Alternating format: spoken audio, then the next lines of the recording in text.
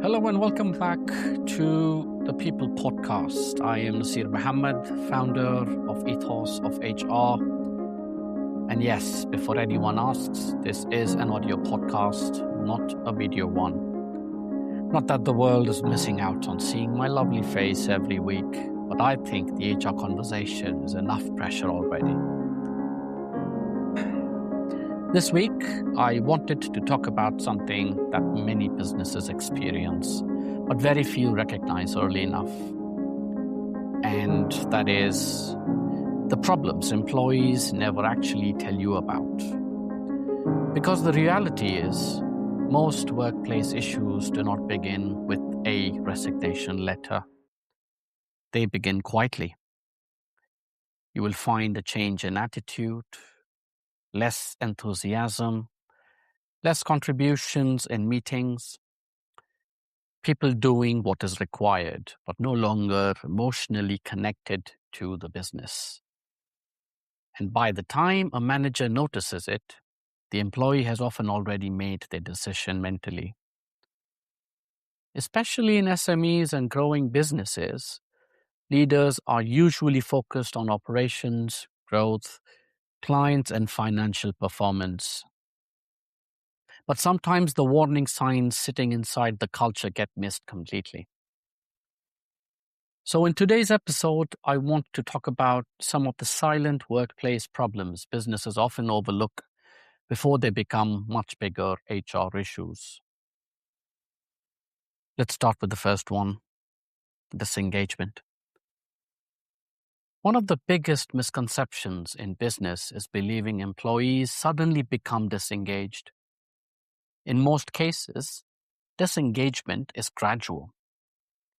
It happens through repeated experiences. They feel unheard, they feel unsupported, feeling overlooked, or simply feeling like their contribution no longer matters.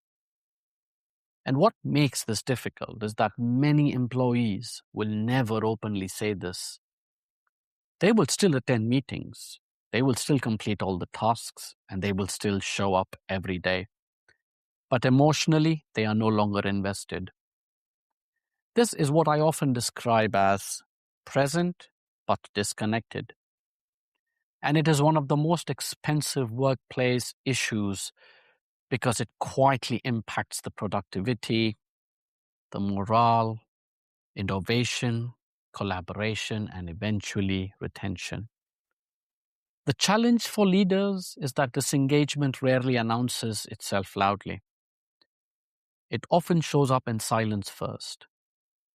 And let's be honest, in many businesses, the first sign management notices is when the resignation email arrives and suddenly everyone starts saying, honestly, we never saw this coming. Meanwhile, the rest of the team are sitting there thinking, well, we saw this 6 months ago. The second one is something really important, that is managers avoiding difficult conversations. This is another issue I see very often, and usually it does not come from bad intentions. Sometimes managers want to avoid conflict. Sometimes they are uncomfortable giving feedback. Sometimes they hope issues will fix themselves naturally. A bit like ignoring the strange noise your car is making and convincing yourself the radio will solve the problem. But avoiding conversations creates uncertainty. Employees begin filling gaps with assumptions, and over time, that lack of communication damages trust. Strong workplace cultures are not built by avoiding difficult conversations. They are built by handling them properly. Whether it is performance concerns or well-being discussions, workload issues or behavior concerns, or just career development conversations. Employees want clarity. Even difficult clarity is usually better than silence, because silence creates confusion, and confusion creates disengagement. The third one is about recognition, growth, and belonging. One thing businesses sometimes underestimate is how important recognition really is.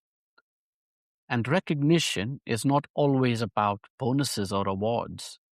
Sometimes employees simply want to feel valued. They want to feel included, listened to, and developed. People want to feel they are progressing. Now, especially in growing businesses, employees often join because they believe in the journey. But if growth conversations disappear, motivation often disappears with them. And I always say this, people stay when they feel seen. And when businesses fail to create that sense of belonging or development, employees slowly disconnect from the organization emotionally. The difficult part is that many employees will not openly complain about this. They simply reduce their emotional investment quietly over time. And then one day the business suddenly announces, "We're like a family here," which is usually around the same time 3 employees are updating their LinkedIn profiles. The next one is the real cost to businesses. Now, looking at this from a commercial perspective, this becomes extremely important because disengagement is expensive. Turnover costs money. Recruitment costs money. Training costs money. Poor morale impacts performance. Burnout impacts teams. And often businesses think they have a recruitment problem, when actually they have a retention problem. Or more specifically, a leadership and culture problem. The businesses that retain great people are usually not the businesses with the biggest salaries. They are the businesses where communication is consistent, the managers are capable, the employees feel trusted, and the culture is intentionally built. That does not happen accidentally. It requires proactive people strategy. And sometimes businesses spend months trying to recruit externally for talent they could probably have retained internally with better leadership, clearer communication, and one less urgent meeting that could have been an email. Now, what should businesses actually be paying attention to? Not just turnover numbers, but the patterns behind them. Things like employee feedback, manager capability, absence trends, engagement levels, the communication quality, progression opportunities, and workplace trust. Because by the time someone resigns, the issue itself is usually not new. The signs were often there months earlier. They just were not being recognized, and that is why HR should never only become involved when there is already a crisis.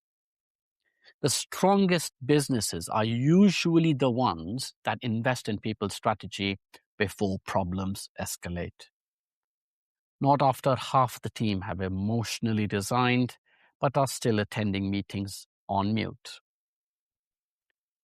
Now, thank you for listening to this week's episode of the People Podcast. If this conversation resonated with you, or if some of these challenges sound familiar within your organization, feel free to connect with us at Ethos of HR. You can follow us on LinkedIn, where we regularly share insights around employee engagement, workplace culture, and strategic HR support for growing businesses. And don't worry, for now, this will remain an audio podcast. The LinkedIn world is safe from weekly close-up camera angles of me discussing HR issues. Until next time, remember, employees rarely leave because of one bad day. Most of the time, they leave after many days of feeling unheard. Take care, and I'll speak to you soon again.